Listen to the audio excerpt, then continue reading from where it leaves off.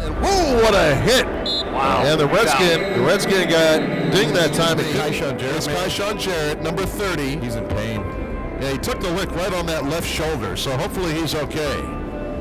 He's had a great rookie year. The hit that changed everything. For Kaishan Jarrett, his rookie year for the Washington Redskins leading up to the hit was going better than expected. Back to pass, Fitzpatrick over the middle. It is caught and it is fumbled. It's a loose ball and the Redskins have it. Kaishan Jarrett, the rookie out of Virginia Tech, the Hokie. 54 tackles, 1 forced fumble, and not to mention a game-changing interception against crosstown rival, the Baltimore Ravens. However, it's been 3 years since these accomplishments, 3 years since the career-ending hit, and after 3 years of silence, I sat down with Kaishan to talk about everything leading up to the hit and life after January 3rd of 2016. What was it like, starting out, being that guy for your city to actually make it? It was definitely a huge privilege. Not a lot of people come from this small town, East Stroudsburg, Pennsylvania.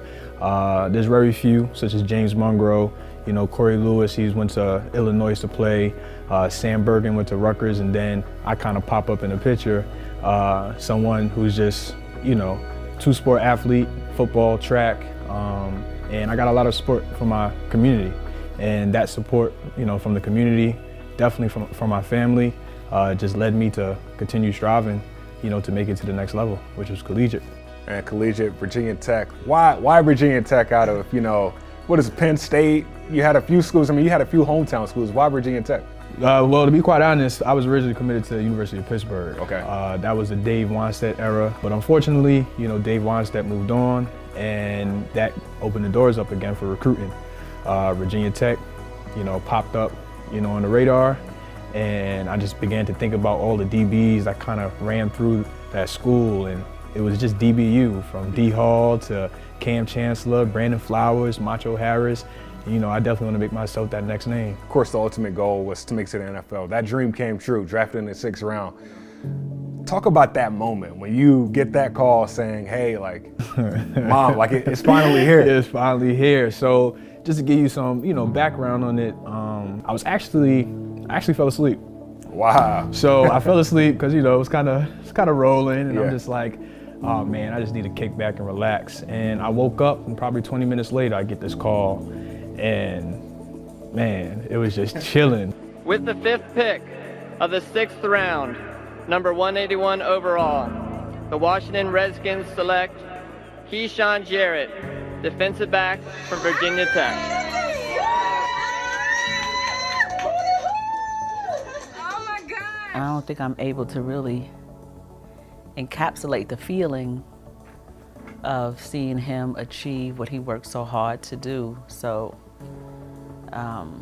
I was rather speechless, but full of tears, full of screaming, full of joy and laughter. It was an amazing accomplishment for the whole family.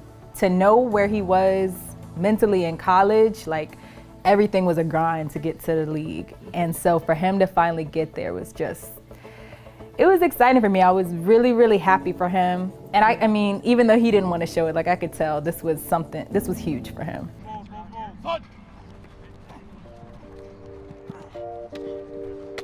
The dream wasn't free, but the hustle was surely sold separately. After rookie minicamp, Kaishan would earn himself a spot on the 53-man roster. His first start would come week 4 against division foe, the Philadelphia Eagles. 1st and 10, handoff to Marco Murray, running to the left, looking for room. Nice job coming up by Kaishan Jarrett. Just the fact that he was on national TV, that was still something that we had not quite absorbed as a family. The transition was quick, it was swift. We trusted it was coming because of all of his hard work. But to actually sit on the couch and prepare for a game and know that now my son is actually going to be on national television to that capacity was really exciting. And while the excitement continued, so did the stats. 51 tackles. It's a bubble screen to Amendola. Beautiful job, Kaishan Jarrett. And 2 pass breakups later. Just gets it off. Beautiful deflection that time. He got 3 feet off the ground. Kaishan would now prepare for the biggest game of his life. Season finale against arch rival, the Dallas Cowboys. I just knew leading up to that moment that going into my sophomore season, I was going to break open the NFL. Although the season wasn't over, it was already in my mind, my next steps to be the best me possible. We're live at Dallas, Texas, actually Arlington, Texas, the site of Jerry World, AT&T Stadium. The Redskins will square off with the Dallas Cowboys, a huge game in the NFC East. And this game is underway, the run-up and the kickoff. I had my jersey on. I had my little football snacks prepared. It was just my son and myself. I would love to have been at the game, but we couldn't make it to that game because of the distance. And so we were preparing. And unfortunately, every time the defense sat down, I get up. And I used to get up and I would go prepare my snacks or go, do something, multitask. And 1st and 10 at their own 7-yard line. The running backs, McFadden, straight give up the middle to him, hit by Jarrett. For those first couple of series, I'm playing ball, not having any issues with tackling. I don't feel any type of way. There's nothing hurting on me. I don't feel no tweaks. And then, 2-3 series in, 2nd and 18, first quarter, third drive of the game, 7 minutes left on the clock. Walk me through that play. All week throughout practice, us as safeties, we've been rotating, not necessarily following the tight end over if that is our main responsibility. And for some reason during this particular play, I go with my man, just being able to visualize it now, tight end sealed back over. I followed my tight end. 2nd and 18 Cowboys at their 42. Witten up off the line, goes in motion left. Kellen Moore in the shotgun. It just led me to the play. Derek McFadden hits the hole, lowers his shoulder, ducks his head. And whoa, what a hit! Wow. And the Redskin got dinged that time. It's Kaishan Jarrett, number 30. He's in pain. Next thing you know, I'm on the ground with no feeling. I still remember my first words, God help. It's Kaishan Jarrett, number 30. He's in pain. Yeah, he took the lick right on that left shoulder, so hopefully he's okay. He's had a great rookie year. Sure has. Could mean it's a stinger. I'm on the ground with no feeling. I still remember my first words, God help. The stadium seemed silent. And next thing you know, I have, trainers next to me saying, hey, stay still, are you okay? Things of that nature. And right before that moment, once again, my body was numb, based on the impact of the hit. So I'm kicking, trying to feel, and I began to feel the sleep leg coming back alive once you get up and start to walk. And that's what I felt, but I couldn't push up off my right arm. I was at a watch party with wives and girlfriends and everyone who just didn't go to the game. And all of a sudden it kind of just got real quiet. And it was that feeling of just knowing everyone is staring at you. And I could tell by the look on their faces, it wasn't like a good stare. So I looked up at the TV. They had this big projection of the game on the wall, and he was on the ground. Kaishan Jarrett, number 30. He's in pain. Yeah, he took the lick right on that left shoulder, so hopefully he's okay. He's had a great rookie year. Sure has. Could mean it's a stinger because he's in pain. Yeah, I knew something was wrong, and I knew I couldn't get right up.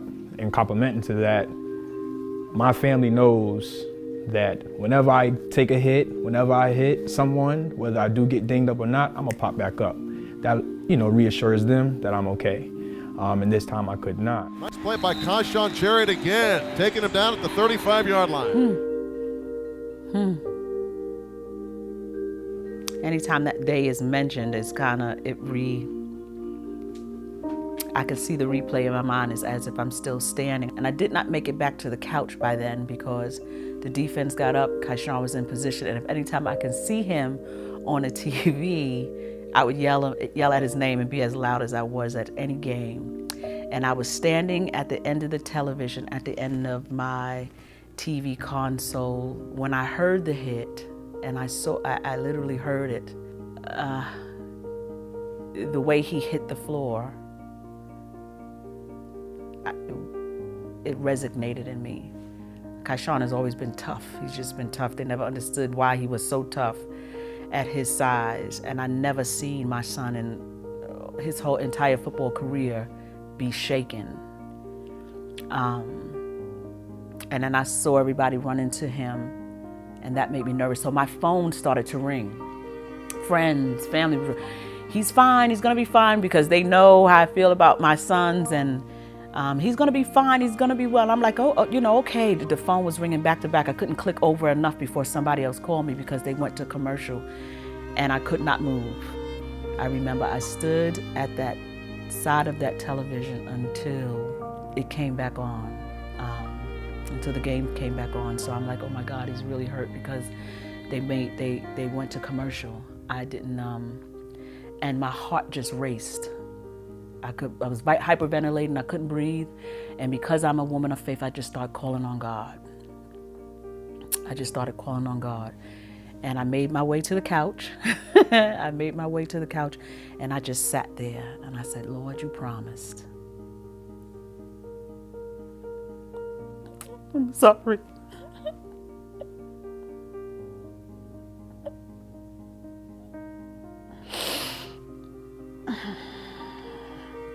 I said, Lord, you promised. And by the time they were bringing him off the field, he had tears in his eyes. I've never seen any pain bring my son to tears. Doc, you've had stingers. They kind of shock you so much you don't kick around like that. Yeah, let's see. He's holding his right arm immobile. So right arm and shoulder injury. If you can't move it, it's not good. You know, when I was in the back where they escorted me to, I'm going through extreme pain. Extreme pain. My right arm is on fire, literally. I'm like, can somebody get me some medicine? Like, I needed something to calm me down.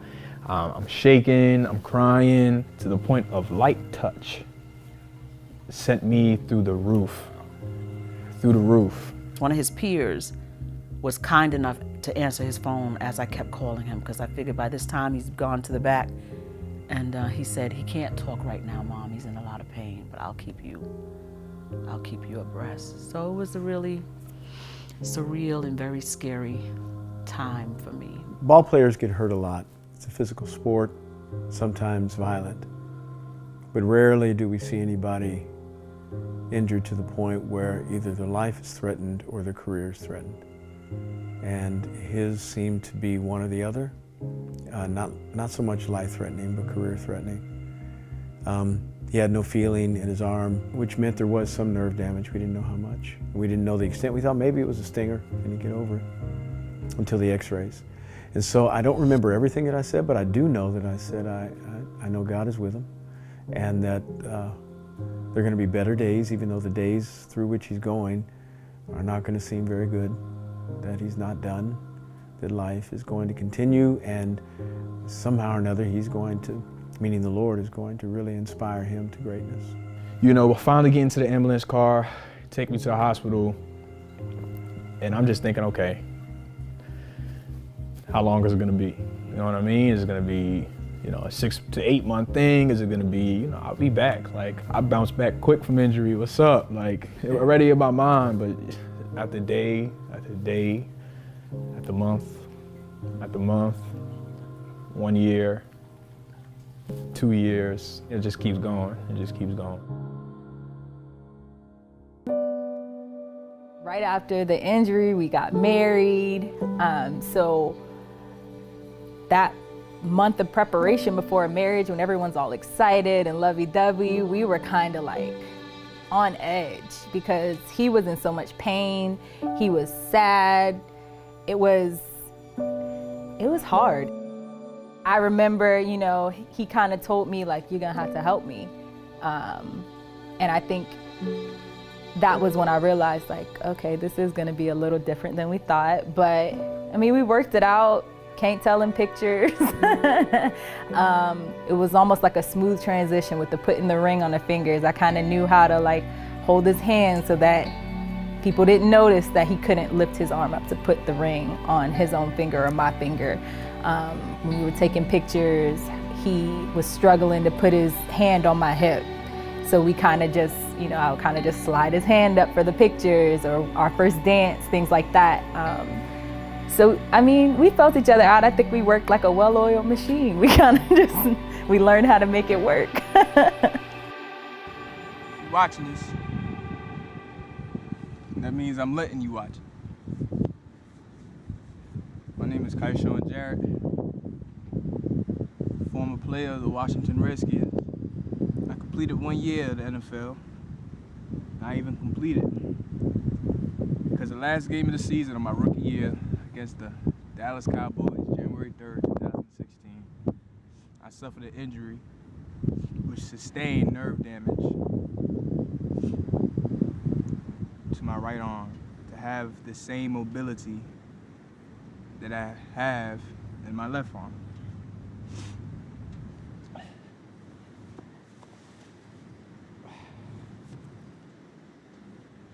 As you can see, atrophy is taking place.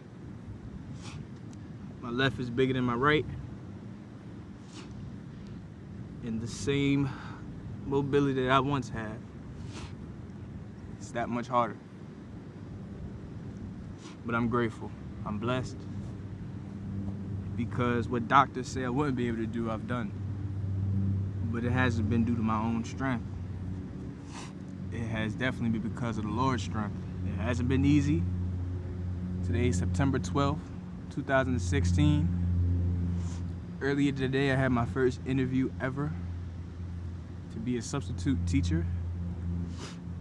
I don't know if it's according to God's plan, but I just want to show him that I'm not going to quit. I'm going to continue to work. I'm not going to sit around and just say, you know, Lord, heal me, and not put the effort in here on earth. I work every day in terms of trying to gain strength back in my arm and the same mobility that I once had, but it's nowhere near easy. It's nowhere near easy. I definitely had to fight to a different level mentally than I ever had before. It's not about football no more. My life has always been football. Still trying to figure out what I'm good at, what I'm not good at. But I know I'm good in the Lord. And I will continue to strive and work to be the best man that I could be. And I'm truly grateful. Got some kids coming to the field. School time right now, so I'm about to shut it off. Just wanted to say hi.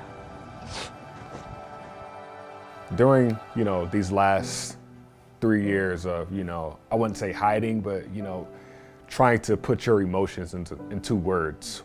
What were your emotions like during these past 3 years? When we think about the hit and, a couple weeks after, there weren't many answers being provided to me. And all I had to do was wait. Had to wait till the swelling went down, had to wait till the 4-month mark. Once I got to Mayo Clinic, I wouldn't say that wasn't the roughest part. I believe the pain was very severe, so, and pain medicine wasn't working. I was still feeling it while going through the neurological medicine, so I relieved myself from that, and I just kind of had to eat the pain. As time continued to go on, I felt like I began to experience, depression. And as time continued to go on, it was many thoughts of not wanting to be here anymore because of the dependency that I felt like I had on the game of football, which I didn't realize until I had to look myself in the mirror and just be like, Kai, like, what is wrong with you? Like, this isn't you. That first year, there were times we went a week, 10 days, we just didn't talk to each other. And for me, I took everything personal. I had to learn how to just be there for him, and he had to learn how to let me be there for him. And so I think that was our biggest learning experience. That was one of the biggest things we had to learn. And I remember on our 1-year anniversary, we kind of just looked at each other like, man, we're still together.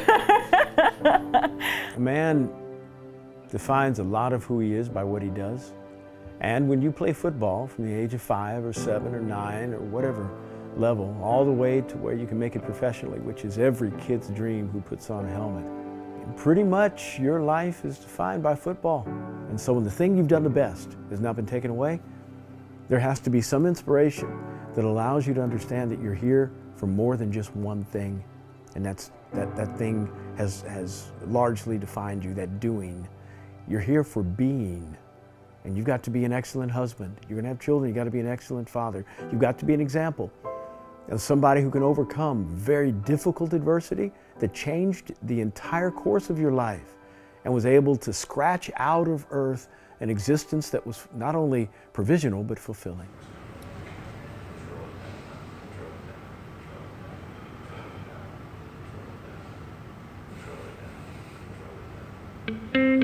Yeah, so as much as the information that I was able to be given from either the PTs he was working with or the doctors that he was seeing, it was much different than anything I had dealt with, to be honest with you. You know, people come to me to get bigger, stronger, faster. They have performance goals. Correctives were few and far between. Although I've had a lot of corrective clients walk through my door, it wasn't something that I was you know, privy to often. So, you know, once I found out the nature of the injury, you know, my mind started spinning and twirling, and me being a gatherer of information and somebody who likes to learn different things, I was able to, you know, piece together certain things that I thought might be able to help him, but still not knowing where he was with a lot of the information that one PT versus another doctor versus this doctor was telling us. You know, it was tough for me to help implement that, but I think it has definitely expanded my knowledge to now where we are full go on the recovery process and the rehab, strengthening of his muscles, you know, trying to battle everything that, you know, a year and change to 2 years has compounded on. You know, we have to now, you know, step by step go backwards, and you know, I think it's going to be a grind, and I think the patience that he has learned throughout this time is going to help him get through that grind. But it's definitely a journey that I'm excited to walk with him, you know, because it's next level after you see what he's going to go through and what he's going to come out of. People dealing with this injury, I know you said you want to, you know, be that voice for those people. What would you want to tell them? This injury is more common in childbirths, you know, motorcycle accidents, gunshot wounds to, you know, cops and things of that nature, and not very common in football. But to people who are going through this, who are experiencing it, it's okay. It's okay. You know what I mean? I'm human, you know, I'm just like you are. I've cried tears, you know, I've just wanted to be alone at times, and it's okay. Like your image, it's okay. You know, you don't have to feel doubt, you don't have to feel shame. Think of yourself as being unique. And that's some of the things that I've had to focus on. You know, it's okay to be unique, it's okay to be different. But it's more important to love who you are and love yourself, despite what others may think is different. At 25, you surely can't define what the next 70 is going to look like, but I think that he is on the road to figuring that out. I think he's got a message for young people that's invaluable. I think he's got a message for those who are coming in the league that is really important. I think his very person, in that he still has hope in getting up and doing things that are helpful to others and forging out a career, is encouraging after 3 years. I know this, that whatever is next for him is going to be great for him. So I would encourage you to always pray, to always impart into your children, no matter what they're doing, the tools that they're going to need to face challenges, because challenges are going to come. And always support the person, not just the craft that they are entangled with, because they are more than what they do. And the message that I used to get all the time is, Kaishan is going to be fine from heaven. And Kaishan is just fine. So God didn't lie before, and he didn't lie now. There's a plot to every story. With that said, what would be just your personal storyline? My personal storyline, I would have to say, is the man in the mirror. Because it was a lot of times where I had to look myself in the mirror and say, hey Kai, like, who do you want to be? Is it this up and down, consistent roller coaster?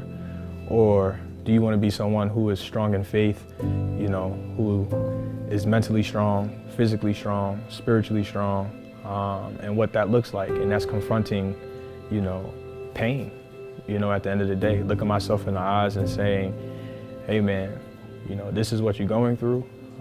It's okay to feel what you feel, but what is that next step to overcoming it and then taking that step? Sometimes taking that step is hard, but that step has been taken. So it's definitely the man in the mirror.